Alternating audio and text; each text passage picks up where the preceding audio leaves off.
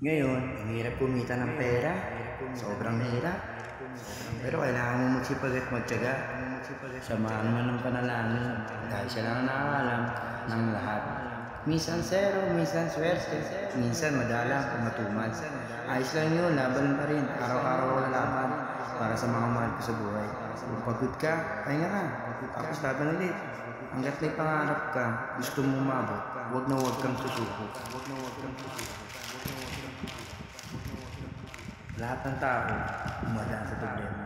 Ang lagi mo lang isipin, lagi kang masaya. Marunong ka makontento, meron man wala. Yun lang, kaibigan. Masarap mabuhay na masaya. Kasama ang pamilya. Maraming salamat sa inyo.